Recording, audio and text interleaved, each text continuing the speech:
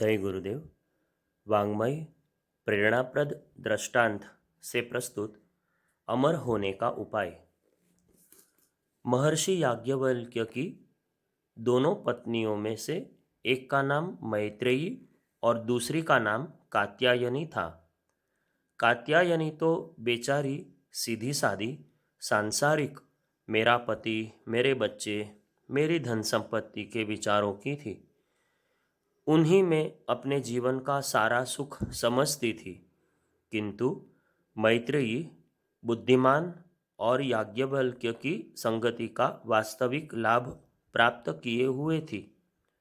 उसने पति के सहवास में सुख प्राप्त किया था और अपने अनुभव से यह जान लिया था कि संसार में वास्तविक सुख नहीं है। उसे यह विश्वास हो चुका था कि नश्वर संपत्ति से नश्वर सुख ही प्राप्त होगा। इसलिए वह उनसे इस सांसारिक संपत्ति का हिसाब न लेकर उनके जीवन की साधना के सार में से कुछ लेना चाहती थी। इसीलिए वह पति की बात सुनकर सोचने लगी कि विषय बदलकर किस प्रकार पति से अपनी मनोवांछित वस्तु प्राप्त करूं। उसने पति से पूछा, देव, क्या यह संपत्ति जो आप मुझे देने को कह रहे हैं पूर्ण शांति एवं सुख प्रदान कर सकेगी? क्या आपकी अनुपस्थिति में इस धन द्वारा हमको कोई कष्ट या विषाद न होगा? क्या इंद्रिय संबंधी कोई भी कष्ट हम न पाएंगे? महर्षि याज्ञवल्क्य ने गंभीरतापूर्वक उत्तर दिया, मैत्रेयी, यह धन संपत्ति तो केवल सांसारिक आवश्यकताओं की पूर्ति के साधन जुटाने का माध्यम है। इसमें तो इतनी भी वास्तविकता नहीं है कि यह विश्वास कर लिया जाए कि अमुक आवश्यकता इस धन या संपत्ति से पूर्ण हो ही जाएगी। सुख दुख तो अपने पूर्व शुभ अशुभ संस्कारों का फल होते हैं। संसार में कर्म प्रधान है। भगवान कृष्ण ने भी गीता में कर्म का ही उपदेश दिया है। कई बार तो ऐसा देखा गया है कि करोड़ों की धन संपत्ति होते हुए भी लोग अन्न के अभाव में दाने दाने को तरसकर तड़प तड़प कर कर्मों का फल भोगते हुए इस संसार को छोड़कर चले गए।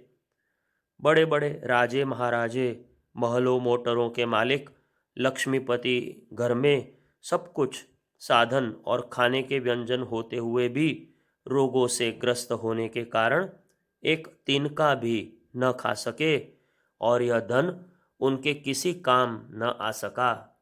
इसी के लिए बिलख बिलख कर मर गए। मैत्रेयी, स्वामिन, जब यह धन संपत्ति ऐसी निस्सार वस्तु है और इसके द्वारा प्राप्त सुख साधन भी वैसे ही क्षणिक व नश्वर है, तो ऐसी वस्तु आप हमें क्यों देना चाहते हैं? क्या आप हमें वह सच्ची संपत्ति नहीं देना चाहते जिसको आपने अभी तक अपने पास बड़ी कृपणता से जोड़ जोड़ कर रखा है और अकेले ही उसका उपभोग करना चाहते हैं? हे प्राणनाथ, अब तक आपने मुझे अर्धांगिनी के रूप में अपने प्रायः सभी कर्तव्य और अधिकारों में साथ रखा है, सभी कार्यों में सहयोग देने का अवसर दिया है। फिर अंतिम समय अपनी वास्तविक संपत्ति अपने पास ही छिपाकर हमें भूखे कुत्ते को हड्डी के टुकड़े की भांति यह धन संपत्ति देकर बचने का प्रयत्न क्यों कर रहे हैं? मुझे भी अपने साथ लेकर कल्याण के मार्ग में लगाइए और अपने संचित अनुभव के द्वारा ज्ञान का उपदेश दीजिए। याज्ञवल्क्य, देवी, मैं तुमसे अत्यंत प्रसन्न हूँ। हम तुमको पाकर हमेशा धन्य हुए हैं। वास्तव में हमारा परम धन तो यह आत्मा ही है। उसकी प्रियता से ही यह सब धन संतान प्रिय प्रतीत होती है।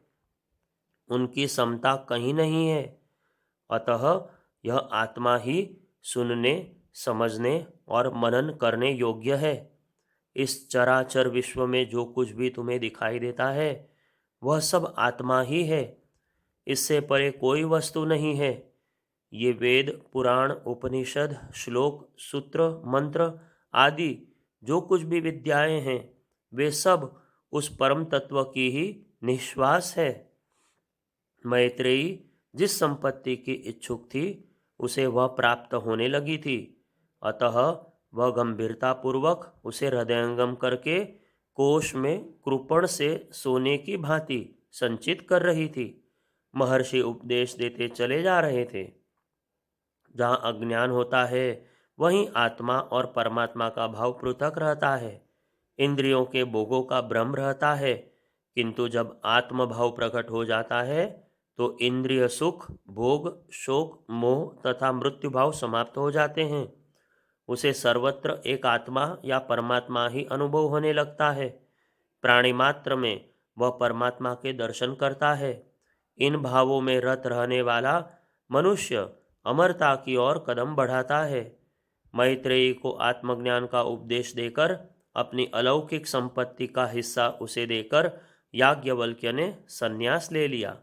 मैत्रेयी भी उनके साथ ही रही और उसने भी अपने दृष्टिकोण को पति के साथ व्यष्टि से समष्टि के लिए बदल दिया। अब उसके लिए सारा विश्व ही एक जीवन था और उसमें रहने वाले प्राणी उसके परिजन। अब सब में उसे अपना ही रूप दिखाई देता था। जय गुरुदेव।